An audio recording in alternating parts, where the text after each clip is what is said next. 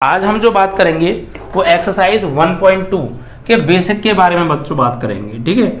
और मैं गारंटी इस बात की आपको देता हूं कि अगर आप इस बेसिक को बहुत अच्छे से समझ लेंगे तो पूरी एक्सरसाइज 1.2 में एक भी पॉइंट या एक भी सवाल ऐसा नहीं है जो आपको तनक भी परेशान कर जाए। इस बात की मैं गारंटी देता हूं, ठीक है बच्चों। एकदम क्लियर पढ़ाऊंगा, क्लियर फैन हो जाओगे ऐसा पढ़ाऊंगा, टेंशन मत लीजिएगा बस, ठीक है। तो देखिए आज हम जो पढ़ने वाले हैं बेसिकली वो एक्सरसाइज 1.2 के बेसिक कॉन्सेप्ट के बारे में पढ़ेंगे।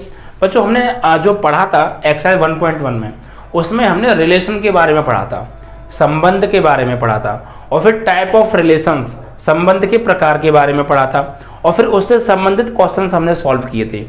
इसी प्रकार एक्सरसाइज 1.2 में जो हम पढ़ेंगे वहां पढ़ेंगे फलन के बारे में, फंक्शन के बारे में। क्या फलन? फलन होता है एक, अभी मैं समझाऊंगा क्या होता है, कैसे, सारी चीजें डिटेल में समझाऊंगा, टेंशन मत लीजिए। एक फंक्शन होता है और फंक्शन के कुछ प्रकार भी होते हैं, तो आज हम फंक्शन को समझेंगे, फंक्शन क्या होता है और फंक्शन के प्रकार जो होते हैं उन्हें समझेंगे। और कोई भी फंक्शन किस टाइप का होगा इसको पहचानने के लिए क्या कंडीशंस हैं, क्या शर्तें, उनके बारे में आज हम पढ़ने वाले हैं। तो आज का वीडियो बहुत इंपॉर्टेंट होने वाला है। जिन लोगों ने अभी लाइक और शेयर नहीं किया है तो प्लीज़ लाइक और शेयर अभी कर दीजिए। जितने भी आपके क्लास के स्टूडेंट्स हैं या स्कूल का ग्रुप है सभी पर शेयर कर दीजिए प्यारे बच्चों, ठीक है। चलिए तो देखिए बेसिकली अगर हम बात करें फलन के बारे में, देखिए जो फलन जो होता है ना, देखिए हमने थोड़ा सा पहले बात कर लेते हैं पीछे रिलेशन के बारे में। रिलेशन क्या पढ़ा था हमने? रिलेशन क्या होता है? तो बच्चों रिलेशन जो होता है वो किन्हीं दो समुच्चयों के कार्तीय गुणनफल का उपसमुच्चय होता है। ये बात हम आपको बता चुके हैं बच्चों। जो रिलेशन होता है, जो संबंध होता है आर, वो उपसमुच्चय होता है ए और बी के कार्तीय गुणनफल का।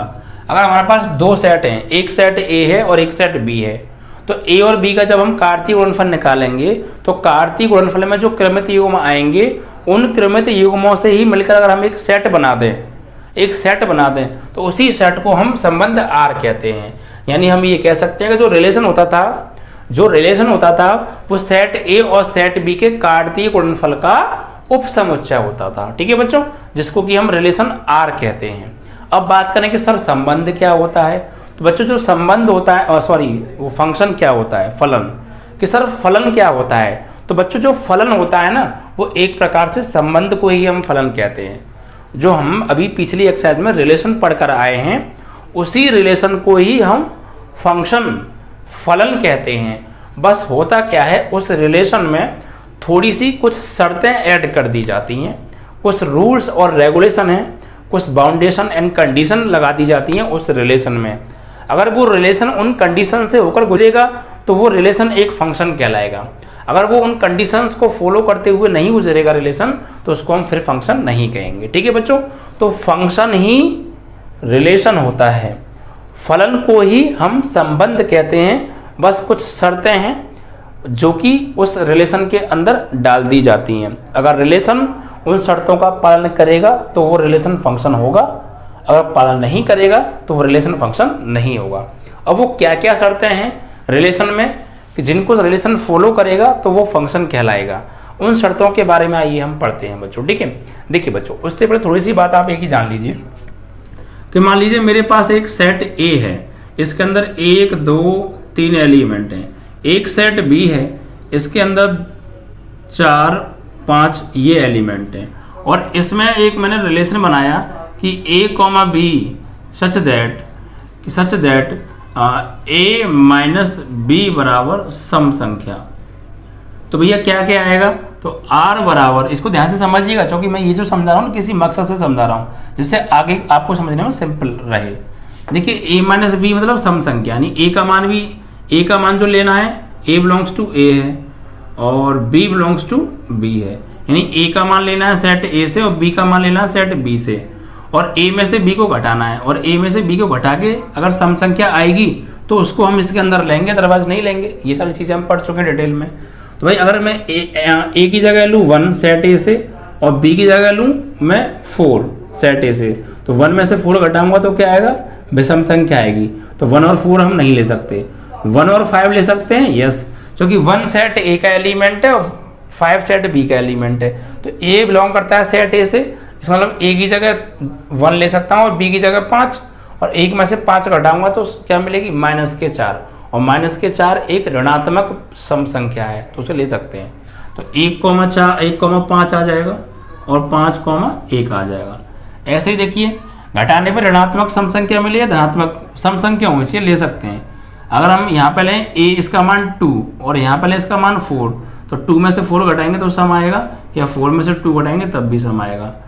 और 2 और 5 को लेंगे तो बेसम आएगा, तो नहीं ले सकते। 3 और 4 को ले सकते हैं, नहीं, क्योंकि 3 में से 4 गया, 4 में से 3 को घटाएंगे बेसम आएगा। 3 और 5 को ले सकते हैं, तो 3,5 आ जाएगा और 5,3 आ जाएगा। इस तरीके से बच्चों यहाँ पर ये रिलेशन बन जाता है। अब बच्चों मैंने आपको देखिए मैं समझा रहा हूँ क्यों, पीछे की चीज़ थोड़ी सी क्यों समझा रहा हूँ, मैं थोड़ा फ्लैशबैक में क्यों चला गया हूँ, क्योंकि आगे की चीज़ें आपको बहुत अच्छे से क्लियर करा सकूँ। तो आप लोग यहाँ ध्यान दीजिएगा, ठीक है। अब ये जो रिलेशन बनता है, इसमें जो पहला मान होता है, इसको बच्चों हम क्या कहते थे, इसको हम कहते थे प्यारे बच्चों प्रांत, जिसे हम डोमेन के नाम से जानते हैं।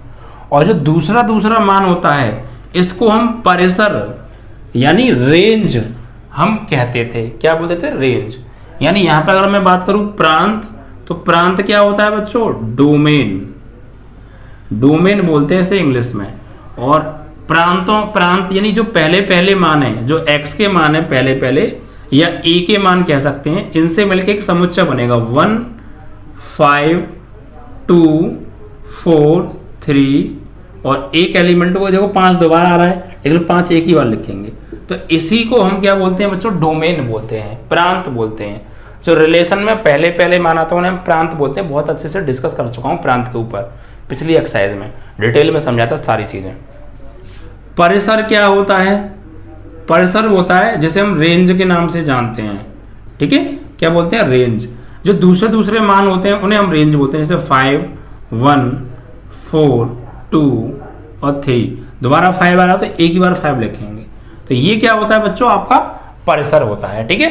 तो क्लियर नहीं वाली बात? प्रांत क्या होता है आप समझ गए, परिसर क्या होता है आप समझ गए, और ए और बी का जो कार्तीय गुणनफल होता है उसी का उपसमुच्चय रिलेशन होता है। तो क्लियर है? कोई दिक्कत है? अब हम बात करेंगे फंक्शन के बारे में, ठीक है। फलन।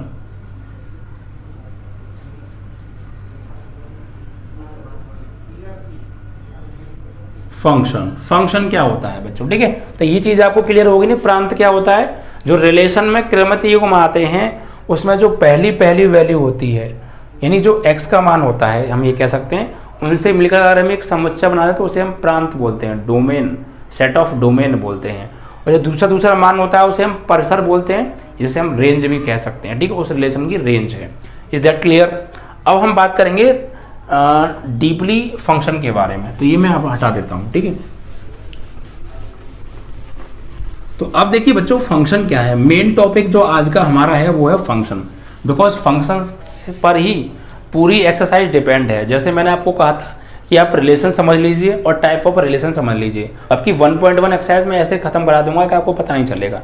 इसी टाइप से आप एक्सरसाइज 1.2 में फंक्शन को बहुत अच्छे से समझिएगा, मैं आपको समझा रहा हूँ, और टाइप ऑफ फंक्शन को समझिएगा। तो 1.2 में किसी पॉइंट में दिक्कत नहीं आने दूंगा। क्लियर? देखिए फंक्शन क्या होता है बच्चों, कोई भी रिलेशन जो होता है वही फंक्शन होता है, बस रिलेशन में कुछ शर्तें ऐड कर दी जाती हैं। अब वो शर्तें क्या हैं? यानी कोई भी रिलेशन फलन होगा कब? जब, शर्त देखिए यहां लिख देता हूं मैं, संबंध को ही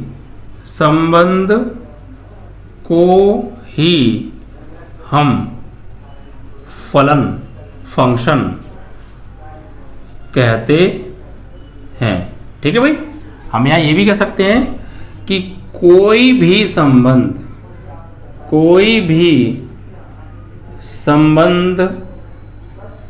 R फलन होता है कब? जब कोई भी संबंध R फलन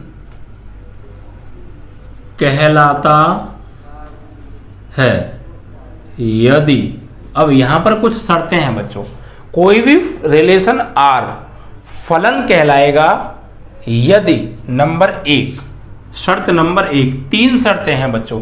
अगर ये 3 शर्तों को कोई रिलेशन पूरा करेगा तो वो रिलेशन एक फंक्शन कहलाएगा। अगर वो एक शर्त को किसी को भी पालन नहीं करेगा तो वो फंक्शन जो है रिलेशन जो है फंक्शन नहीं कहलाएगा। शर्त नंबर 1 क्या है? संबंध आर का प्रांत, संबंध आर का प्रांत। प्रांत क्या होता है, अभी मैंने बताया था रिलेशन में जो क्रमितीय को मान रहे थे, जैसे मान लीजिए आर बराबर 1,2, 2,7, मैं एग्जाम्पल के तौर पर लिखता हूँ अपनी तरफ से बना के, ठीक है, वो मत कीजिएगा कहाँ से आ गए ये इस तरीके से ये रिलेशन था। तो इस रिलेशन में जो प्रांत है, जो पहले पहले मान है, तो संबंध आर का जो प्रांत है, वो पूरे के पूरे सेट ए के बराबर आ जाए, पूरे के पूरे सेट ए के बराबर आ जाए, तो हम उस संबंध आर को फलन कह सकते हैं। क्लियर ना। जैसे सेट ए आपको दे रखा है 1, 2, 5, 4, और सेट जो बी दे रखा है वो 2, 7, 3, 1, सपोज दैट।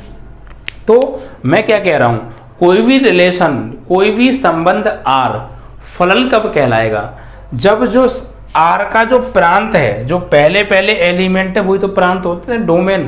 तो ये जो पूरे डोमेन है, ये पूरे का पूरे डोमेन सेट ए के बराबर हो जाए। ये जो डोमेन से मिलकर मैं अगर एक सेट बनाऊं और जो मेरे पास ए सेट है, उन दोनों के एलिमेंट सेम होने चाहिए। अगर मैं डोमेन ऑफ आर लिखूंगा तो क्या लिखूंगा, पहला एलिमेंट 1, दूसरा एलिमेंट 2, तीसरा एलिमेंट 5 और 4। तो मेरा कहने का मतलब यह है कि कोई भी रिलेशन फंक्शन कब होगा, जब उसके जो डोमेन से मिलकर सेट बनेगा, वो सेट ए के बराबर हो जाए। तो देखिए बिल्कुल डोमेन से मिलकर सेट बना है ये, और जो हमें ए सेट दे रखा था सवाल में वो ये है, और इनके एलिमेंट देखकर पूरा का पूरा डोमेन जो है वो सेट ए के बराबर है, 1, 2, 5, 4, 1, 2, 5, 4। तो कोई भी रिलेशन फंक्शन तभी कहलाएगा जब उस रिलेशन के जो डोमेन है, जो पहले पहले मान होते हैं, जो x के मान होते हैं, उनसे मिलकर जो समुच्चय बनेगा वो समुच्चय सेट ए के बराबर आ जाए, समुच्चय ए के बराबर आ जाए, तो वह रिलेशन जो है एक फंक्शन कहलाता है। ठीक है। तो संबंध आर का प्रांत, संबंध आर का जो प्रांत है, पूरा का पूरा सेट ए हो जाए, पूरा का पूरा सेट ए हो जाए, यानी जो संबंध आर का जो प्रांत है, वो प्रांत पूरे के पूरे सेट ए हो। वो प्रांत में जो एलिमेंट आ रहे हैं वो सभी एलिमेंट ए सेट के एलिमेंटों के बराबर हों।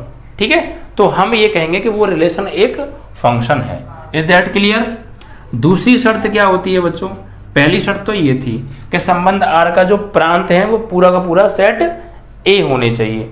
दूसरी शर्त क्या है बच्चों, दूसरी शर्त ये है बच्चों कि जो सेट ए है, भाई दो समुच्चय हमें दे रखे होंगे, तो समुच्चय ए का जो प्रत्येक एलिमेंट है वो सेट बी के किसी न किसी अवयव से जरूर मिलना चाहिए, और सेट ए का कोई भी एलिमेंट खाली नहीं छूटना चाहिए। ये दूसरी शर्त है बच्चों। ठीक है। यानी समुच्चय ए का प्रत्येक अवयव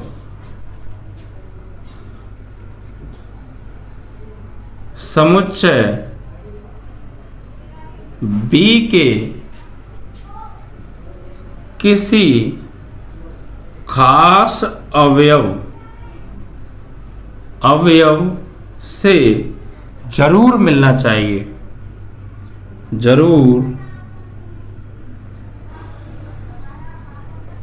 मिलना चाहिए। अर्थात समुच्चय ए का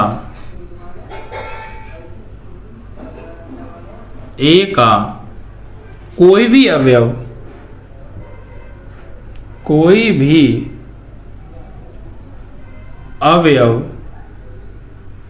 खाली नहीं छूटना चाहिए, खाली नहीं छूटना चाहिए। ठीक है।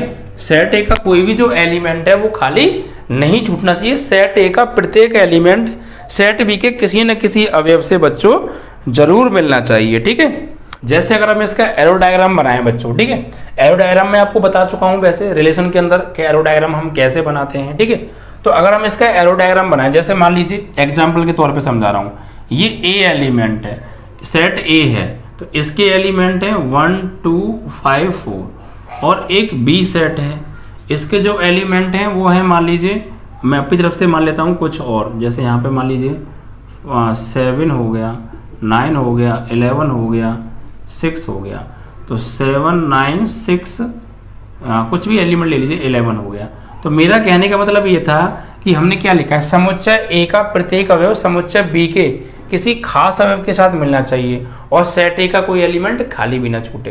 तो जैसे मान लीजिए ये इसके साथ मिला दिया, ये इसके साथ मिला दिया, ये इसके साथ मिला दिया, इसके साथ मिला दिया, तो ये क्या है बच्चों, यहाँ पर देखिए सेट ए का जो प्रत्येक अवयव है वो सेट बी के किसी न किसी अवयव के साथ जरूर मैपिंग कर रहा है और सेट ए का कोई भी अवयव खाली भी नहीं छूटा है, सभी के सभी अवयव किसी न किसी अवयव के साथ जरूर मिल रहे हैं, जरूर मैपिंग कर रहे हैं और ए से बी पर कोई एफ फंक्शन है, तो ये सेट ए का प्रत्येक एलिमेंट सेट बी के किसी न किसी खास एलिमेंट के साथ मैपिंग कर रहा है और सेट ए का कोई एलिमेंट खाली भी नहीं छूट रहा है। तो it means that we can say ये जो रिलेशन होगा वो एक क्या होगा, फंक्शन होगा।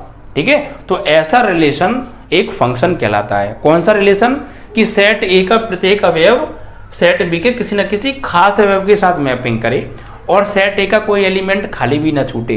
तो इस प्रकार के रिलेशन को हम एक फंक्शन कहेंगे। ठीक है, हम क्या पढ़ रहे हैं, हम रिलेशन को फंक्शन कह रहे हैं और कब कह रहे हैं, इन शर्तों के आधार पर। अगर कोई रिलेशन इस शर्त का पालन करेगा तो वो एक रिलेशन फंक्शन कहलाएगा, अगर कोई रिलेशन इस शर्त का पालन करेगा तो वो रिलेशन फंक्शन कहलाएगा। इट मीन्स दैट कि रिलेशन ही फंक्शन होता है, बस कुछ शर्तों का पालन करना होता है। अगर वो रिलेशन उन शर्तों का पालन करेगा तो फंक्शन होगा, अदरवाइज नहीं होगा। तो ये पहली शर्त थी, इस शर्त का पालन अगर रिलेशन करेगा तो फंक्शन कहलाएगा। ये दूसरी शर्त है, इस शर्त का पालन अगर कोई रिलेशन करेगा तो वो एक फंक्शन कहलाएगा। और तीसरी शर्त और है बच्चों, क्या शर्त है वो देखिए। तीसरी शर्त ये है कि सेट ए का एक एलिमेंट सेट बी के एक ही एलिमेंट के साथ मैपिंग करेगा। ऐसा ना हो कि सेट ए का एक एलिमेंट सेट बी के 2 या 2 से अधिक एलिमेंटों के साथ मैपिंग कर रहा है। इस शर्त का पालन होना भी बहुत जरूरी है। अगर कोई रिलेशन इस शर्त का पालन करेगा तो वो रिलेशन एक फंक्शन कहलाएगा। ठीक है बच्चों, तो यहां पर मैं लिख देता हूं,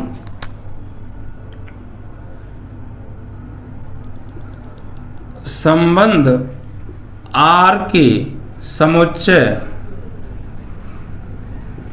ए का एक अवयव समुच्चय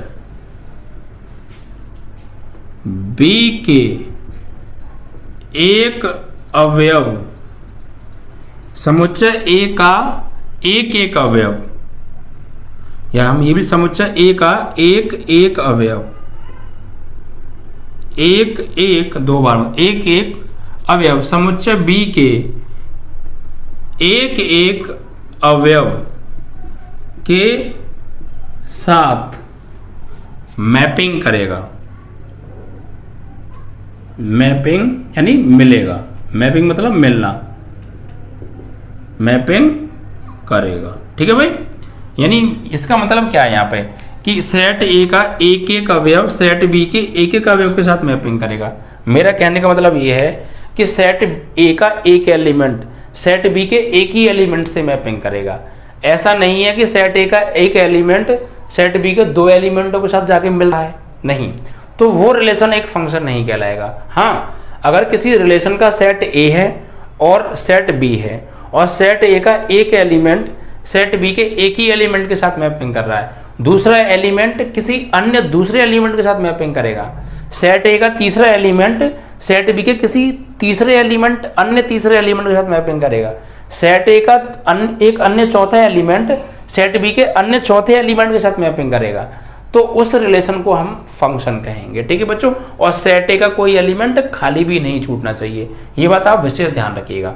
जैसे मैंने यहाँ पर अभी आपको ये एग्जांपल दिया था, तो सेट ए का एक एलिमेंट एक ही एलिमेंट के साथ मैपिंग कर रहा है, दूसरा एलिमेंट अन्य किसी दूसरे एलिमेंट के साथ मैपिंग कर रहा है, तीसरा एलिमेंट अन्य किसी तीसरे के साथ कर रहा है, चौथा एलिमेंट अन्य किसी चौथे एलिमेंट के साथ मैपिंग कर रहा है। तो इस प्रकार के रिलेशन को हम फंक्शन कहेंगे। ऐसा ना हो कि भाई कि 1 भी 7 से मैपिंग कर रहा है और जो है ये 1 जो है 9 के साथ भी मैपिंग कर रहा है। तो सेट ए का एक एलिमेंट सेट बी के 2 एलिमेंटों के साथ मैपिंग कर रहा है, तो फिर ये रिलेशन फंक्शन नहीं होगा। शर्त यह है कि सेट ए का एक एलिमेंट सेट बी के एक ही एलिमेंट के साथ मैपिंग करे और सेट बी का कोई एलिमेंट खाली भी ना छूटे। तो इस प्रकार के रिलेशन को हम फंक्शन आप कहते हैं। ठीक है बच्चों, तो इस प्रकार आई होप कि आपको क्लियर हो गया होगा। जैसे मान लीजिए ये सेट ए है और ये सेट बी है और इसके अंदर मान लीजिए ये कुछ एलिमेंट है, तो ये मैपिंग कर रहा है इसके साथ, ये मैपिंग कर रहा है इसके साथ, ये मैपिंग कर रहा है इसके साथ, ये मैपिंग इसके साथ, करने तो कोई दिक्कत नहीं है। ऐसा तो नहीं है कि सेट ए का एक एलिमेंट सेट बी के 2 एलिमेंटों के साथ जाके मिल रहा हो, ऐसा तो नहीं है ना, नहीं है।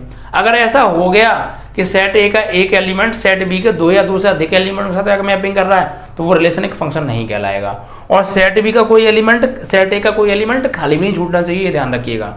सेट ए के सभी एलिमेंट सेट बी के किसी न किसी खास एलिमेंट के साथ जाके मैपिंग जरूर करनी चाहिए, और एक एलिमेंट एक ही के साथ मैपिंग करे, 2 के साथ मैपिंग ना करे। ठीक है बच्चों, हाँ इधर के 2 एलिमेंट इधर के एक एलिमेंट के साथ मैपिंग कर सकते हैं, तो वो भी एक फंक्शन होगा। ठीक है बच्चों, जैसे मान लीजिए ये एक ये है इस तरीके से, इसके अंदर कुछ एलिमेंट है और इसके अंदर कुछ एलिमेंट है, तो ये इसके साथ मैपिंग कर रहा है और ये भी इसके साथ मैपिंग कर रहा है, तो कोई दिक्कत नहीं है, कोई दिक्कत नहीं है।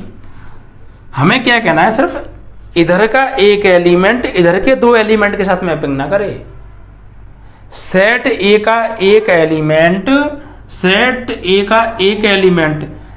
बी के 2 एलिमेंटों के साथ मैपिंग ना करे। हाँ, सेट ए के 2 एलिमेंट सेट बी के एक के साथ कर सकते हैं, बट सेट ए का एक सेट बी के 2 के साथ मैपिंग नहीं कर सकता है। ये बात नोट करके लिख लीजिए उनको जहन के अंदर। फिर सुन लीजिए, सेट ए के 2 एलिमेंट सेट बी के एक एलिमेंट के साथ मैपिंग कर सकते हैं, बट सेट ए का एक एलिमेंट सेट बी के 2 एलिमेंटों के साथ मैपिंग नहीं कर सकता है। यानी सेट ए का एक अवयव सेट बी के 2 अवयवों के साथ मैपिंग नहीं कर सकता है। सेट ए का एक अवयव सेट बी के 2 अवयवों से नहीं मिल सकता है, जबकि सेट ए के 2 अवयव सेट बी के एक अवयव के साथ मिल सकते हैं। तो इस प्रकार के रिलेशन को हम एक फंक्शन कहते हैं। ठीक है बच्चों, तो ये 3 शर्तें थी, इन्हें आप बहुत अच्छे से क्लियर कर लीजिएगा। इस आधार पर हम कहेंगे कि कोई भी जो फंक्शन होगा, कोई भी जो रिलेशन होगा, वो एक फंक्शन कहलाएगा। और देखिए, हम यहाँ पर इनको कई तरीके से समझेंगे बच्चों। ठीक है, एक तो हम समझेंगे बच्चों एरो डायग्राम की मदद से, एरो डायग्राम की मदद से भी हम समझेंगे कि कोई भी रिलेशन फंक्शन कब होता है, और कुछ अलग से कंडीशन है, हम उन कंडीशनों के आधार पर भी समझेंगे कि कोई भी रिलेशन कब जाके जो है फंक्शन होता है। ठीक है बच्चों, चलिए तो अब यहाँ से अब हम क्या करें, अब हम यहाँ से पढ़ेंगे टाइप ऑफ फंक्शन के बारे में, फंक्शंस के प्रकार। ठीक है बच्चों, तो ये तीनों शर्त आपको क्लियर हो गई। फिर समझ लीजिए एक बार, संबंध आर का जो प्रांत है वो पूरा का पूरा सेट ए होना चाहिए। यानी अगर हम संबंध बनाएंगे, कोई भी संबंध अगर हमारे पास आर है, तो उसके जो पहले एलिमेंट है उनसे मिलकर जो समुच्चय बनेगा बिल्कुल सेट ए के बराबर होना चाहिए। तो संबंध आर का जो प्रांत है वो पूरा का पूरा सेट ए होना चाहिए, तो वो रिलेशन एक फंक्शन कहलाएगा। समुच्चय ए का प्रत्येक अवयव समुच्चय बी के किसी न किसी खास अवयव के साथ मैपिंग करेगा। ठीक है, और समुच्चय ए का कोई भी अवयव खाली नहीं छूटेगा। तो इस प्रकार के रिलेशन को हम एक फंक्शन कहते हैं। ठीक है, और देखिए, संबंध आर के समुच्चय ए का एक एक अवयव समुच्चय बी के एक एक अवयव के साथ मैपिंग करना चाहिए, और क्या होना चाहिए, सेट ए का कोई एलिमेंट खाली भी नहीं छूटना चाहिए। तो इस प्रकार के रिलेशन को हम फंक्शन कहते हैं। ठीक है बच्चों, और एक बात ध्यान रखिएगा, सेट ए के 2 एलिमेंट सेट बी के एक एलिमेंट से मिल सकते हैं, बट सेट ए का एक एलिमेंट सेट बी के 2 एलिमेंटों के साथ मैपिंग नहीं कर सकता है। ठीक है, तो इस प्रकार के फंक्शन को हम इस प्रकार के रिलेशन को हम एक फंक्शन कहते हैं। ठीक है बच्चों, तो ये ये आपने फंक्शन के बारे में पढ़ा। अब हम आगे जाके पढ़ने वाले हैं टाइप ऑफ फंक्शन के बारे में। टाइप ऑफ फंक्शन के बारे में भाई हमने अभी पढ़ा फलन के बारे में, अब हम पढ़ेंगे फलन के प्रकार। जिस प्रकार हमने रिलेशन के बारे में पढ़ा था और फिर रिलेशन के प्रकार पढ़े थे, इसी प्रकार हमने यहाँ पे फंक्शन के बारे में पढ़ लिया। अब फंक्शन के प्रकार के बारे में पढ़ेंगे। ठीक है, तो आपको 3 शर्तें ध्यान रखनी है किसी भी रिलेशन को फंक्शन बनाने के लिए। ठीक है, इन 3 शर्तों को समझ लीजिएगा। ठीक है, चलिए अब हम यहाँ पे बात करेंगे फलन के प्रकार, फलन के प्रकार, ठीक है। Type of relations, type of functions, sorry, type of functions, ठीक है। फंक्शंस के प्रकार, फंक्शंस के टाइप्स, टाइप्स ऑफ फंक्शन। तो देखिए कैसे पढ़ेंगे टाइप ऑफ फंक्शन के बारे में, टाइप्स ऑफ फंक्शन। देखिए बच्चों, फंक्शंस जो हम यहाँ पे पढ़ेंगे वो 3 टाइप के पढ़ेंगे, जिसमें से 2 टाइप के फंक्शन तो आपके सिलेबस में हैं क्लास 12th में, और जो तीसरे टाइप का फंक्शन है वो एक्चुअली आपके सिलेबस से बाहर है और वो आगे जाके बीएससी वगैरह में आएगा, बट वो आपके सिलेबस का नहीं है। फिर मैं फिर भी थोड़ा सा आपकी नॉलेज के लिए उसको बता दूंगा, ठीक है बच्चों। तो यहाँ पर जो पहला फंक्शन होगा आपका, पहला जो फलन होगा वो क्या होगा बच्चों, देखिए पहला जो फलन होता है उसे हम बोलते हैं एकैकी फलन, एकैकी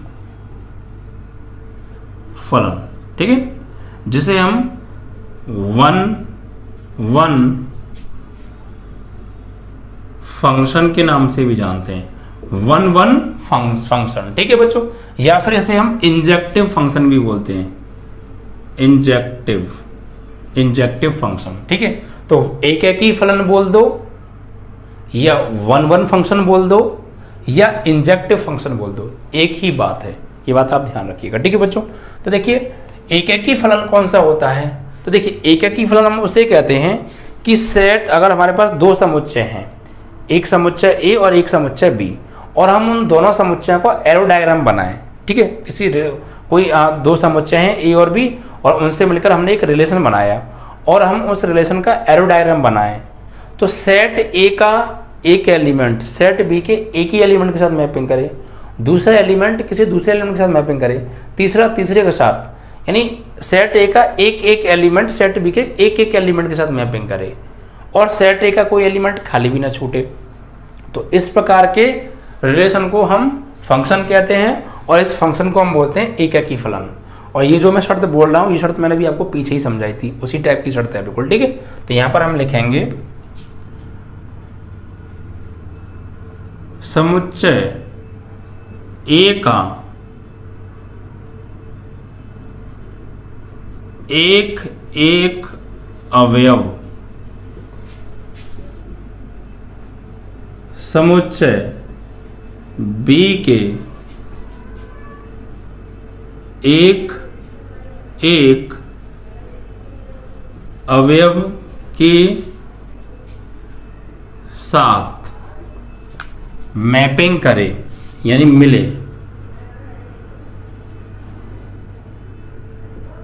मैपिंग करे। बच्चों ये मेरी अपनी लैंग्वेज है, ठीक है, कोई किताबी लैंग्वेज नहीं है, इसलिए सही क्लियर तरीके समझ में आ रहा होगा। मैपिंग करे तो इस प्रकार के फलन को हम एकैकी फलन कहते हैं। तथा एक चीज और रह गई, सेट ए का कोई एलिमेंट खाली न छूटे, सेट ए का कोई एलिमेंट, कोई अवयव जिसे हम एलिमेंट बोलते हैं, खाली ना छूटे, खाली ना छूटे, ठीक है। तो इस प्रकार के हम फलन को एकैकी फलन बोलते हैं, वन फंक्शन बोलते हैं, ठीक है बच्चों। तो हम किसी भी फलन को 2 प्रकार से बता सकते हैं, एक तो एरो डायग्राम की मदद से और एक उसकी एक अपनी कंडीशन होती है उस कंडीशन की मदद से। तो एरो डायग्राम की मदद से अगर हम बात करें तो सेट ए का एक एलिमेंट सेट बी के एक ही एलिमेंट के साथ मैपिंग करेगा, दूसरा एलिमेंट अन्य किसी दूसरे एलिमेंट के साथ मैपिंग करेगा, तीसरा एलिमेंट अन्य किसी तीसरे एलिमेंट के साथ जाकर मैपिंग करेगा और सेट ए का कोई एलिमेंट खाली नहीं छूटेगा। तो ये एरो डायग्राम की मदद से। अगर एरो डायग्राम की मदद से ना बताएं, हम किसी और कंडीशन की वजह से बताएं तो कैसे बताओगे, तो उसके लिए क्या करना पड़ेगा आप यहाँ पे, या तो आप ऐसे बता दीजिए या फिर आप ये लिख दीजिए कि हम क्या करेंगे, यहाँ पर सेट बी के कोई 2 अवयव ले लेंगे, x1 और x2। अगर वो x1 और x2 अगर हम आपस में बराबर ले आए तो भी फंक्शन एकैकी होता है। मतलब यहाँ पर एक लाइन लिखनी होती है, क्या लिखनी होती है, एक लाइन। क्या समझिए, माना x1 व x2 इस प्रकार हैं कि, ये आपको लाइन लिखनी पड़ेगी। अगर आप एरो डायग्राम बना के नहीं दिखाना चाहते हैं, एरो डायग्राम बना के नहीं बताना चाहते हैं कि एक एक ही है, तो फिर आपको एक तरीका और है किसी फलन को एक एक ही बताने का। वो क्या है? ये लाइन। आप ये लाइन लिखेंगे कि माना x1 व x2 इस प्रकार हैं कि fx1 बराबर fx2। तो यानी x1 व x2 इस प्रकार हैं कि fx1 बराबर fx2, और यहां पर अगर हम x1 बराबर ले आए x2 के, तो अगर x1 बराबर आ जाए x2 के, ठीक है, अगर x1 बराबर आ जाए x2 के, तो फलन एक एक ही होता है। ठीक है, हम यहां पे एक लाइन लिखेंगे कि माना x1 व x2 इस प्रकार हैं कि fx1 बराबर fx2, और हम फिर वहां पर सॉल्व करके, हमें एक बहुपद दिया होगा, हम उसको अगर सॉल्व करके x1 बराबर x2 ले आए, सर ध्यान रखिए, अगर x1 बराबर x2 ले आए हम सॉल्व करके, तो हम कह देंगे कि वह फंक्शन एक एक ही फलन है। ठीक है बच्चों, तो दो तरीके से आप बता सकते हैं, एक एरो डायग्राम की मदद से और एक बिना एरो डायग्राम की मदद से। अब एरो डायग्राम की मदद से कैसे बताओगे? जैसे मान लीजिए कि मेरे पास एक रिलेशन दे रखा है, और रिलेशन के अंदर कुछ एलिमेंट हैं कि 1,4, 2,3, 5,6, इस तरीके से कुछ एलिमेंट दे रखे हैं। कुछ क्रमित युग्म दे रखे हैं। रिलेशन डायरेक्ट मैंने अपनी तरफ से रिलेशन बना दिया है, ये रिलेशन मैंने अपनी तरफ से डायरेक्ट बनाया है। ठीक है, कोई ये नहीं कि मैंने कहीं कंडीशन ली हो, मैंने आपको समझाने के लिए सिर्फ बना रहा हूँ। जैसे मान लीजिए कि एक रिलेशन है, ठीक है, चूंकि रिलेशन ही तो फंक्शन होता है, तो ये एक रिलेशन है, और हमने सेट ए, हमें एक सेट दे रखा है। जैसे मान लीजिए, ऐसा करिए, जैसे मान लीजिए कि हमें एक सेट दे रखा है, और सेट ए में एलिमेंट है 1, 2, 3, और एक सेट बी दे रखा है, और सेट बी में जो एलिमेंट हैं वो हैं बच्चों, जो है आपके 4, 8, 12, इस तरीके से एलिमेंट हैं। और यहाँ पर हमने एक रिलेशन बनाया। क्या बनाया? रिलेशन मान लीजिए हमें ये दे रखा है कि r बराबर 1,4, 2,8, 3,12। ठीक है, एक रिलेशन बना दिया हमने, अपनी तरफ से मैंने बना दिया। ठीक है, तो एरो डायग्राम की मदद से हम ये कैसे बताएंगे कि एक एक ही है? तो उसके लिए क्या करेंगे, हमें जो सेट ए दे रखा है उसका एक एरो डायग्राम बनाओ, और जो सेट बी दे रखा है उसका एक एरो डायग्राम बनाओ। ठीक है, ये मान लीजिए सेट ए है, इस तरीके से यहाँ पर देख लीजिए, ये सेट ए का एरो डायग्राम है, और ये सेट बी है। अब सेट ए के अंदर कौन कौन से एलिमेंट आ रहे हैं? तो साहब 1, 2, 3, तो 1, 2, 3 वो सेट ए के अंदर लिख दो। सेट बी के अंदर कौन कौन से एलिमेंट आ रहे हैं? 4, 8 और 12, तो बी के अंदर लिख दो 4, 8 और 12। अब आप देखिए, 1 रखने पे क्या मिल रहा है हमें? 4। 1 रखने पर क्या मिल रहा है हमें? 4। तो 1 को किसके साथ मैपिंग कराएंगे? 4 के साथ। अब 1 को 4 के साथ मैपिंग क्यों करा रहे हैं भाई साहब? क्योंकि 1 रखने पर हमें 4 मिला है, तभी तो हम 1 को 4 के साथ मैपिंग करा रहे हैं। 2 रखने पे क्या मिला है हमें? 8, तो 2 को मैपिंग कराएंगे 8 के साथ। 3 रखने पे क्या मिला है हमें? 12, तो 3 को मैपिंग करेंगे 12 के साथ। अब आप देखिए, क्या सेट ए का एक एलिमेंट सेट बी के एक एलिमेंट के साथ मैपिंग कर रहा है? बिल्कुल कर रहा है साहब। दूसरा एलिमेंट किसी दूसरे के साथ मैपिंग कर रहा है, तीसरा किसी तीसरे के साथ मैपिंग कर रहा है। क्या ऐसा तो नहीं है कि सेट ए का एक अवयव सेट बी के 2 अवयवों के साथ जाके मिल रहा हो? देखिए आप, ऐसा नहीं है। क्या सेट ए का कोई भी एलिमेंट खाली छूट गया है जो किसी के साथ मिल ही नहीं रहा? ऐसा भी नहीं है। तो शर्त का पालन हो रहा है नहीं हो रहा है? समुच्चय ए का एक एक अवयव समुच्चय बी के एक एक अवयव के साथ मैपिंग करे, और इस प्रकार के फलन को हम एक एक ही फलन करेंगे। तो एक एक अवयव के साथ जाके मैपिंग कर रहा है।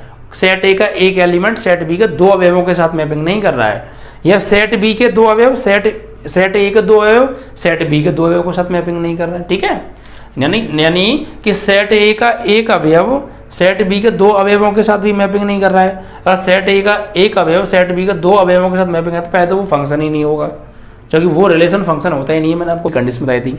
हाँ, सेट ए के 2 एलिमेंट सेट बी के किसी एक एलिमेंट से मिल रहे हैं? नहीं मिल रहे हैं। एक एलिमेंट एक से ही मिल रहा है, इसीलिए इसका नाम है वन वन फंक्शन। सेट ए का वन फंक्शन सेट बी के वन फंक्शन के साथ, सेट ए का अगला वन फंक्शन सेट बी के अगले वन फंक्शन के साथ, वन वन फंक्शन, एक एलिमेंट एक के साथ, अगला एलिमेंट अगले के साथ, उससे अगला एलिमेंट किसी अन्य के साथ। तो एक एलिमेंट दो के साथ मैपिंग नहीं करेगा और दो एलिमेंट एक के साथ मैपिंग नहीं करेंगे, ठीक है। तो और सेट ए का कोई एलिमेंट खाली भी नहीं छूटना चाहिए। तो देखिए यहाँ पे ना तो खाली छूट रहा है और एक एलिमेंट एक के साथ मैपिंग कर रहा है, दो एलिमेंट एक के साथ मैपिंग नहीं कर रहे हैं। तो इस प्रकार के फंक्शन को हम एरो डायग्राम से ही बता सकते हैं कि ये जो फंक्शन है ए से बी पर ये कोई फंक्शन है, ये एकैकी है। कैसा है? एकैकी है। क्लियर? तो आप दो तरीके से किसी फंक्शन को एकैकी बना सकते हो। एक तो या तो आप x1 बराबर x2 प्रूफ कर दो तो फलन एकैकी होगा, या सेट एरो डायग्राम की मदद से भी कर सकते हो। सेट ए का एक एलिमेंट एक सी मैपिंग करा के दिखा दो, दूसरा एलिमेंट किसी अन्य दूसरे के साथ मैपिंग करा दो, और सेट ए का कोई एलिमेंट खाली नहीं छूटे। अगर इतनी शर्तों का पालन हो रहा है तो ये फंक्शन एक जो है एकैकी फंक्शन होगा, ठीक है। तो एकैकी फंक्शन आप समझ गए। चलिए अब इसके बाद आएगा बच्चों आपका दूसरा फंक्शन। दो ही टाइप के फंक्शन है आपके सिलेबस में, आच्छादी फलन, एकैकी फलन हो गया। अब देखिए दूसरा जो फंक्शन है वो है आपका आच्छादी फलन, जिसे हम बच्चों इंग्लिश में onto function, onto function, onto function कहते हैं। आच्छादी मतलब ऑन टू फंक्शन। और इसका एक और नाम है बच्चों बाइजेक्टिव, किसी किसी के नाम में bijective, bijective function, bijective function. तो आच्छादी फलन को हम ऑन टू भी बोलते हैं और बाइजेक्टिव भी बोलते हैं। एकैकी को हम वन वन या इंजेक्टिव, और इसको ऑन टू या बाइजेक्टिव के नाम से जानते हैं। अब इसकी शर्त क्या है भाई? कोई भी फंक्शन ऑन टू फंक्शन कब कहलाएगा? आच्छादी फलन कहलाएगा। तो इसके लिए शर्त यह है बच्चों कि सेट बी का प्रत्येक अवयव सेट ए के किसी न किसी अवयव के साथ जरूर मैपिंग करना चाहिए, और सेट बी का कोई भी एलिमेंट खाली नहीं छूटना चाहिए। इसमें सेट बी से हम बात कर रहे हैं, एकैकी में हम सेट ए की लिए शर्त बना रहे थे सेट बी के ऊपर, बट आच्छादी में सेट बी की बात करेंगे सेट ए के ऊपर, ठीक है। तो क्या होगा कि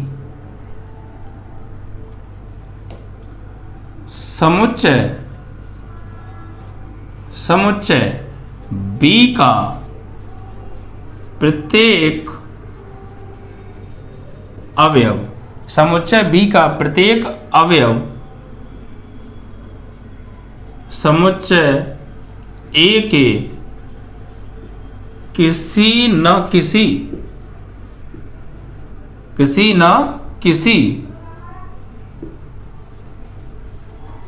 अवयव के साथ, किसी न किसी अवयव के साथ जरूर मैपिंग करना चाहिए। मैपिंग यानी मिलना, ठीक है, जरूर मिलना चाहिए। क्लियर बच्चों? सेट बी का प्रत्येक अवयव सेट ए के किसी न किसी अवयव के साथ जरूर मैपिंग करना चाहिए, और सेट बी का कोई एलिमेंट खाली भी न छूटे, ये बात भी ध्यान रखिएगा। तथा सेट बी का कोई भी अवयव खाली न छूटे। तो इस प्रकार के फंक्शन को हम जो है ऑन टू फंक्शन कहते हैं, ठीक है बच्चों। एरो डायग्राम की मदद से इसको कैसे समझाएंगे, देखिए कैसे बनाएंगे आप एरो डायग्राम की मदद से।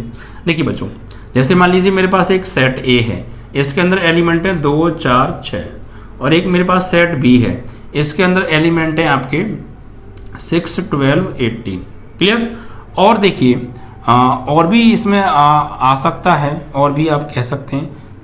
जैसे मान लीजिए कि मेरे पास और एक और एलिमेंट है इसमें, जो है मैं 5 को ले लेता हूँ। ये मैं अपनी तरफ से बना रहा हूँ, कोई जो है ऐसा नहीं कि भाई ये वाली बात सत्य हो, मैं आपको समझाने के लिए समझा रहा हूँ, समझाने के लिए बना रहा हूँ सिर्फ, ठीक है। और एक रिलेशन बना लिया मैंने, मान लीजिए एक रिलेशन बनाया कि भैया 2, 6 और जो है 4, 12 और 6,18 एंड 6,18 और हम इसे ये भी कह सकते हैं कि जो है 4, तो फिर एक एलिमेंट 2 के साथ मैपिंग कर जाएगा। सिर्फ इतना ही रहने दीजिए, ठीक है, इतना ही रहने दीजिए, यही है, इस तरीके से है, इस तरीके से है। और अगर हम यहाँ पर ये कहें एक सेट बनाए, ये सेट ए हो गया, ये सेट बी हो गया, और सेट ए के एलिमेंट है 2, 4, 6, सेट बी के आ रहे हैं भैया आपके 6, 12, 18 और 5। अब देखिए 2 रखने पे 6 मिल रहा है, ठीक है, तो 2 को 6 के साथ मैपिंग करा देंगे। 4 रखने पे 12 मिल रहा है, 4 को 12 के साथ मैपिंग करा दो। 6 रखने पे 18 मिल रहा है, 6 को 18 के साथ मैपिंग करा दो। अब शर्त देख लो भैया, ए से बी पर क्या कोई एफ फंक्शन है। देखिए बच्चों, मैंने क्या लिखा है, समुच्चय बी का प्रत्येक अवयव समुच्चय ए के किसी न किसी अवयव के साथ मैपिंग करना चाहिए, और समुच्चय बी का कोई भी अवयव खाली न छूटे। तो कोई ना कोई अवयव जरूर सेट ए के किसी न किसी अवयव के साथ मैपिंग कर रहा है। क्या सेट बी में कोई एलिमेंट खाली छूट रहा है? यस, 5 खाली छूटा है भैया। 5 किसी के साथ नहीं मिल रहा है, और 5 अगर किसी के साथ नहीं मिल रहा है तो इसका मतलब ये फंक्शन जो है आपका आच्छादी नहीं है, ऑनटू नहीं है, क्योंकि लिखी क्या है, सेट बी का कोई अवयव खाली न छूटे, वो जरूर सेट ए के किसी न किसी अवयव के साथ मैपिंग करना चाहिए। तो इस प्रकार के फंक्शन को हम आच्छादी फलन करेंगे। तो ये फिलहाल हमारा आच्छादी फंक्शन नहीं है। आच्छादी फंक्शन कैसा होगा, जैसे मान लीजिए ये एक सेट है, ये एक सेट है, इसके अंदर कुछ एलिमेंट दे रखे हैं, इसके अंदर कुछ एलिमेंट दे रखे हैं, ठीक है, इसको इसके साथ मैपिंग करा दो, ठीक है, इसको इसके साथ मैपिंग करा दो। ये देखो इस तरीके से आप इसको कर सकते हैं, ठीक है, यूँ छोड़ दीजिए। और इसको आप चाहें तो वहाँ जो है, इसको आप चाहें तो भाई आप मैपिंग करा सकते हैं। जैसे एक और ले लो यहाँ पे, तो इसको इसके साथ मैपिंग करा दो। चलो चाहे फिर ऐसा करो, ठीक है, ये एक और खाली एलिमेंट था, ठीक है, और इसके अंदर 2 एलिमेंट और ले लो, तो इसको भी इससे मिला दो, इसके भी इससे मिला दो, ऐसे करके मान लीजिए। और ये ए है और ये बी है, और इससे इस पर कोई एफ फंक्शन है। अब देखिए, कोई भी रिलेशन फंक्शन कब होता है, जब सेट ए का एक एलिमेंट सेट बी के एक एलिमेंट के साथ मैपिंग करे, और सेट ए के एक अवयव सेट बी के 2 अवयवों से ना मैपिंग करे। तो मुझे ये बताइए पहले ये फंक्शन है या नहीं है। तो सेट ए का एक अवयव अगर सेट बी के 2 अवयवों से मिल रहा है तो फंक्शन नहीं होगा। अगर सेट बी के 2 सेट ए के 1 से मिल रहे हैं तो फंक्शन होगा। तो देखिए, क्या सेट ए का कोई एक एलिमेंट ऐसा है जो 2 के साथ मैपिंग कर रहा है, एक एलिमेंट इसके साथ और ये दूसरा एलिमेंट इसके साथ मैपिंग कर रहा है। एक सेट ए का एक एलिमेंट सेट बी के 2 अवयवों से नहीं मिल रहा है, हर एक एलिमेंट अलग से तो मिल रहा है, बट ऐसा नहीं है कि सेट ए का एक एलिमेंट सेट बी के 2 एलिमेंटों के साथ मैपिंग कर रहा हो, ऐसा इसमें देखिए नहीं है, ठीक है। हाँ, सेट बी के 2 अवयव सेट ए के अलग अलग एलिमेंट के साथ मैपिंग कर सकते हैं, कोई दिक्कत नहीं है, ठीक है। तो यहां पर देखिए, सेट बी का प्रत्येक अवयव सेट ए के किसी न किसी अवयव के साथ तो मैपिंग कर रहा है। ऐसा कोई एलिमेंट है सेट बी का जो सेट ए के किसी एलिमेंट से मिल ही ना रहा हो? ऐसा कोई एलिमेंट है सेट बी में जो खाली छूटा हुआ हो? ऐसा कोई एलिमेंट नहीं है। प्रत्येक एलिमेंट सेट ए के किसी न किसी अवयव के साथ जरूर मैपिंग कर रहा है, और सेट बी का कोई एलिमेंट खाली भी नहीं छूट रहा है। तो इस प्रकार के फंक्शन को हम बोलते हैं बच्चों onto function. Onto function आच्छादी फलन है ये, ठीक है बच्चों, क्लियर। देखिए, एक चीज मैं आपको बता दूं, ये जो सेट ए है इन्हें हम बोलते हैं पूर्व प्रतिबिंब, पूर्व प्रतिबिंब, और इसे बोलते हैं हम प्रतिबिंब। प्रतिबिंब समझ में आ रहा है, नहीं आ रहा है? अगर मैं आपसे ये कहूं, देखिए जैसे मान लीजिए मैंने एक एरो डायग्राम और बना लिया, यहाँ पे 2, 3, 4, 5 और यहाँ पे 7, 8, 9, 10, ये इसके साथ मैपिंग कर रहा है, ठीक है, और जो है ये इसके साथ मैपिंग कर रहा है, ये इसके साथ जो है, और जो है ये इसके साथ मैपिंग कर रहा है, ठीक है, और जो है आप चाहें तो अब इसको किसके साथ कराएं, ऐसा करिए फिर आप, यहाँ पर इतना ही रहने दीजिए, चलो हटाओ, ठीक है, इतना ही रहने दो। तो अब देखिए मैं आपसे ये कहूँ, दो का प्रतिबिंब और पूर्व प्रतिबिंब, ये ए है और ये बी है, ठीक है, ये सेट ए के एलिमेंट है और ये सेट बी के एलिमेंट है, तो ये फंक्शन तो होगा, क्योंकि सेट ए का एक अवयव सेट बी के किसी खास अवयव से मिल रहा है, और सेट ए का एक अवयव दो अवयवों के साथ मैपिंग नहीं कर रहा है, ठीक है, और कोई एलिमेंट खाली भी नहीं छूटा, तो ये फंक्शन तो है। अब हम ये कहें आपसे कि टू का प्रतिबिंब क्या है, टू का प्रतिबिंब क्या है, तो टू का प्रतिबिंब है भैया 1, ये 7, सॉरी 7 ही तो है ये, हाँ, तो दो का प्रतिबिंब क्या है 7, क्योंकि दो रखने पे क्या मिला है 7, तो दो रखने पे 7 मिला है, तो दो का प्रतिबिंब 7 हो गया, ठीक है। ये क्या है, ये होते हैं प्रतिबिंब, प्रतिबिंब बोलते हैं ना हम, जिसे हम इमेज के नाम से जानते हैं, क्या इमेज। तो दो की इमेज क्या है 7, 3 की इमेज क्या है, 3 की भी इमेज 7 है, 4 की इमेज क्या है 8, 5 की इमेज क्या है 9। अगर मैं ये कहूं 7 की प्री इमेज क्या है, पूर्व प्रतिबिंब, तो इन्हें बोलते हैं पूर्व प्रतिबिंब, इन्हें बोलते हैं पूर्व प्रतिबिंब। 7 का पूर्व प्रतिबिंब 2 भी है और 7 का पूर्व प्रतिबिंब 3 भी है, क्योंकि 7 2 के साथ भी मैपिंग कर रहा है, 3 के साथ भी। 8 का पूर्व प्रतिबिंब क्या है 4, 9 का पूर्व प्रतिबिंब क्या है 5, यानी पूर्व प्रतिबिंब मतलब होता है बच्चों pre image, pre image. Clear, तो समझ में आ गया। इस तरीके के फंक्शन को हम बोलते हैं ऑन टू फंक्शन। क्लियर। और देखिए एक आध और मैं एरो डायग्राम आपको बना के समझा देता हूं। जैसे मान लीजिए ये एरो डायग्राम है, ये एरो डायग्राम है 1 2 4 5 7 8 9 1 11 कर लो, चलो ये इसके साथ मैपिंग करा दिया, इसके साथ, इसके साथ, ठीक है, और जो है ये इसके साथ, और भैया एक और ले लो 3, ये इसके साथ। अगर मैं ये कहूँ ये ए है और ये बी है, ए से बी पर एफ कोई फंक्शन है, तो इन्हें क्या बोलेंगे, इन्हें हम बोलते हैं भैया पूर्व प्रतिबिंब, जिन्हें इंग्लिश में प्री इमेज का दर्जा दिया गया भैया, प्री इमेज। और इन्हें बोलते हैं प्रतिबिंब, जिन्हें हम इमेज बोलते हैं।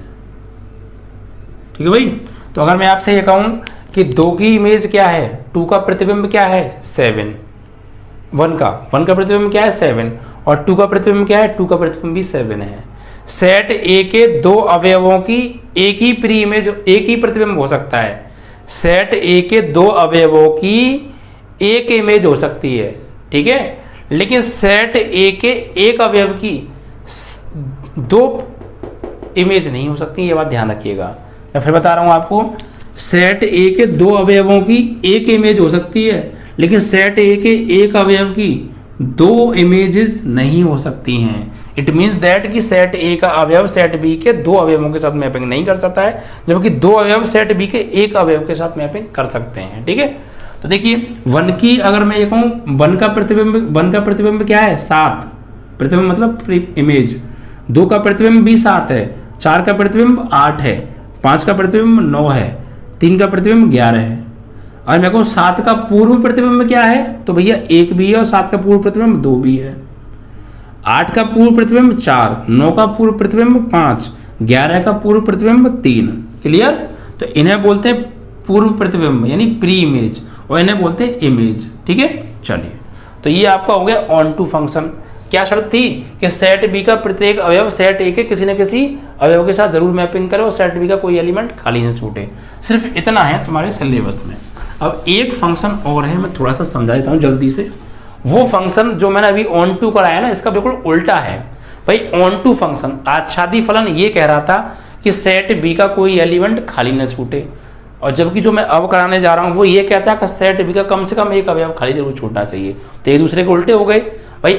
ऑन टू यानी आच्छादी फलन ये कह रहा था कि सेट बी का कोई एलिमेंट खाली नहीं छूटना चाहिए, और जो मैं अब कराने वाला हूँ वो ये कहता है कि कम से कम एक अवयव जरूर खाली छूटना चाहिए सेट बी का। ठीक है, जिसे हम बोलते हैं बच्चों इनटू फंक्शन। क्या बोलते हैं, into function, into function, function जिसे हम हिंदी में बोलते हैं बच्चों आंतरिक आच्छादी फलन, आंतरिक आच्छादी फलन। ये कहता है कि समुच्चय B का कम से कम एक अवयव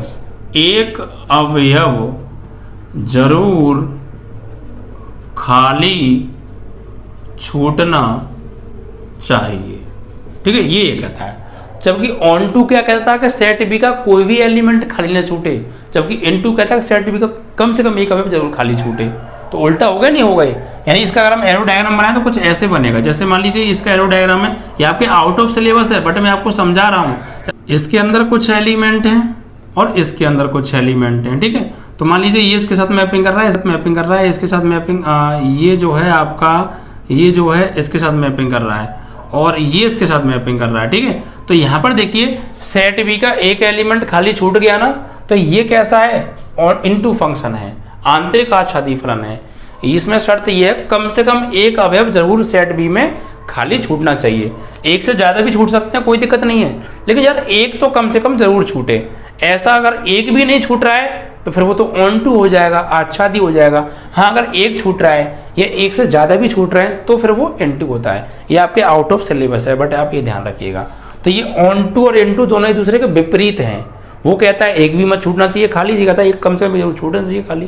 तो ये दोनों विपरीत हैं। अब बच्चों एक और फंक्शन होता है बच्चों, बहु एकैकी फलन। मैं ये और बता देता हूँ, बहु एकैकी फलन, बहु एकैकी फलन। इसको और समझ लीजिए, बहु एकैकी फलन कौन सा होता है। बहु एकैकी फलन देखिए क्या होता है। देखिए फलन यहाँ पे मैं लिख देता हूँ। जैसे एरो डायग्राम बनाया मैंने, ये एरो डायग्राम बनाया, ठीक है, ये ए है और ये बी है और इसके अंदर ये कुछ एलिमेंट हैं और इसके अंदर ये कुछ एलिमेंट है। तो ये इसके साथ मैपिंग कर रहा है, ये इसके साथ मैपिंग कर रहा है, ये इसके साथ है, ठीक है, और ये इसके साथ है। तो ये बहु एकैकी है। बहु एकैकी किसे बोलते हैं, सेट बी के दो या दो से अधिक अवयव सेट ए के किसी एक अवयव के साथ मैपिंग करें। तो इस प्रकार के हम जो है इसको किसको, फलन को बहु एकैकी फलन बोलेंगे। देखो दो एलिमेंट, सेट ए के दो एलिमेंट सेट बी के एक एलिमेंट के साथ मैपिंग कर रहा है, तो ये बहु एकैकी फलन है। कौन सा है, बहु एकैकी। और ले लीजिए, ये एक एरो डायग्राम बनाया, ए है बी है, इसके अंदर ये कुछ एलिमेंट आ रहे हैं, इसके अंदर ये कुछ एलिमेंट आ रहे हैं, ये इसके साथ, ये इसके साथ, ये इसके साथ और ये भी इसके साथ। ठीक है, और बना लीजिए यहाँ पर, ये इसके साथ और एक और बना लीजिए, ये भी इसके साथ। तो ये बहु एकैकी है। क्यों, क्योंकि सेट ए के दो अवयव सेट बी के एक ही अवयव के साथ मैपिंग कर रहे हैं। देखो, या दो से अधिक भी हो सकते हैं। सेट बी के दो, देखिए डेफिनेशन क्या लिखेंगे, सेट ए के दो या दो से अधिक अवयव, सेट ए के दो या दो से अधिक अवयव सेट बी के एक ही अवयव के साथ मैपिंग करें तो उन्हें हम बहु एकैकी फलन बोलते हैं। ठीक है, ये उसके एग्जाम्पल हो गए। तो इस प्रकार आपके ये बच्चों टाइप ऑफ फंक्शन कंप्लीट हुए। अब थोड़ी सी चीज और हम पढ़ेंगे, इन्हीं से मिलकर बनने वाले फलन। आपका जो इनटू पढ़ाया, ऑन टू पढ़ाया और वन वन पढ़ाया, अब इन तीनों से मिलकर कौन कौन से फंक्शन बन सकते हैं। जैसे मान लीजिए एक होता है आपका जो है एकैकी आच्छादी फलन, एकैकी आच्छादी फलन। ये कौन सा फलन है, ये एकैकी और आच्छादी से मिलकर बना है। इसका एग्जाम्पल कैसा होगा, इसका एग्जाम्पल देखिए ऐसा होगा कुछ, जो फलन ये ए है और ये बी है और ए से बी पे एफ फंक्शन है, ऐसा फंक्शन जो एकैकी भी है और आच्छादी भी है, उसे हम एकैकी आच्छादी फलन कहते हैं। कैसे, देखिए इसके अंदर ये कुछ एलिमेंट है और इसके अंदर ये कुछ एलिमेंट है, इसको इसके साथ, इसको इसके साथ, इसको इसके साथ, इसको इसके साथ। ठीक है, तो क्या ये एकैकी है, तो यस ये एकैकी है। क्योंकि एकैकी क्या कहता है, एक एलिमेंट एक के साथ, एक एलिमेंट एक के साथ, एक एलिमेंट एक के साथ, एक एलिमेंट एक के साथ। सेट ए का एक एलिमेंट सेट बी के एक ही एलिमेंट के साथ मैपिंग है, दूसरा एलिमेंट किसी अन्य दूसरे के साथ, तीसरा किसी अन्य तीसरे के साथ, चौथा किसी अन्य चौथे के साथ। तो ये एकैकी है और सेट ए का कोई एलिमेंट खाली भी नहीं छूट रहा है, तो एकैकी है, यस एकैकी है। अब बात करेंगे आच्छादी। आच्छादी की शर्त क्या थी, आच्छादी की शर्त ये थी कि सेट बी का प्रत्येक अवयव सेट ए के किसी न किसी अवयव के साथ जरूर मैपिंग करना चाहिए और सेट बी का कोई एलिमेंट खाली भी ना छूटे। तो देखो प्रत्येक एलिमेंट किसी न किसी अवयव के साथ मैपिंग कर रहा है और सेट बी का कोई एलिमेंट खाली भी नहीं छूट रहा है, तो ये आच्छादी भी है। तो जो फंक्शन एक एकी भी है आच्छादी भी है उसे हम एक एकी आच्छादी बोलते हैं। ठीक है, अब देखिए एक एकी यानी से हम इंग्लिश में क्या बोल सकते हैं 1 into भी होता है into फंक्शन 1 into फंक्शन यानी कि एक एकी आंतरिक आच्छादी जिसे हम बोलते हैं एक एकी आंतरिक आच्छादी। ठीक है, एक एकी आंतरिक आच्छादी ये कौन सा होगा, यानी जो 1 भी हो और आंतरिक आच्छादी भी हो, जैसे ए और बी। ठीक है, इससे इस पर एफ फंक्शन है, इसके अंदर ये कुछ एलिमेंट है, इसके अंदर कुछ एलिमेंट है, ये इसके साथ मैपिंग कर रहा है, ये इसके साथ, ये इसके साथ और ये इसके साथ। तो ये फंक्शन कौन सा है, ये देखिए क्या 1 फंक्शन है। तो देखो 1 फंक्शन नहीं है ये, तो इसको ऐसे मत बनाओ, फिर 1 फंक्शन बनाना है ना हमें, तो बिगाड़ना थोड़ी है भाई, इसको हटा दो। ये देखो अब क्या ये 1 फंक्शन है, यस 1 फंक्शन है। क्यों, देखिए सेट ए का एक एलिमेंट सेट बी के सॉरी स्टूडेंट्स, देखिए सेट ए का एक एलिमेंट सेट बी के एक एलिमेंट के साथ मैपिंग कर रहा है, दूसरा एलिमेंट किसी अन्य दूसरे के साथ, तीसरा किसी अन्य तीसरे के साथ, और सेट ए का कोई एलिमेंट खाली नहीं छूट रहा है। भाई एक एक ही शर्तों पे जाओ, एक एलिमेंट एक के साथ और कोई खाली नहीं छूट रहा है, एक एक ही है। और आंतरिक आच्छादी की शर्त क्या थी कि सेट बी में कम से कम एक अवयव खाली छूट तो रहा है, तो ये एक एक ही भी है और आंतरिक आच्छादी भी है, 1 भी है और into भी है, इसलिए हम 1 into फंक्शन बोलते हैं। तो फंक्शन एक एक ही आच्छादी यानी 1 onto हो सकता है, 1 onto हो सकता है, 1 into हो सकता है। लेकिन मैं ये कहूँ क्या onto into हो सकता है, तो नहीं, onto into कभी भी नहीं हो सकता, क्योंकि onto और into के जो रूल हैं वो एक दूसरे के विपरीत हैं। onto कहता है कि सेट बी में कोई एलिमेंट खाली ना छूटे, जबकि into कहता है कि एक कम से कम एक जरूर छूटे। तो उनके दोनों के एक दूसरे के साथ विपरीत नियम है, इसलिए into onto कभी नहीं हो सकता है। ठीक है बच्चों, अब देखिए बहुविक है कि मैंने आपको समझा ही दिया है। ठीक है, तो ये सभी टाइप ऑफ फंक्शंस थे और फंक्शन के बारे में मैंने आपको समझाया। ये कंप्लीट बेसिक था बच्चों एक्सरसाइज 1.2 का। अगर आपने इस बेसिक को बहुत अच्छे से क्लियर से समझ लिया तो फिर अब आपको एक्सरसाइज 1.2 में कोई दिक्कत नहीं आएगी। ठीक है बच्चों, और वीडियो को ज़्यादा शेयर कीजिएगा और लाइक कीजिएगा। Okay students.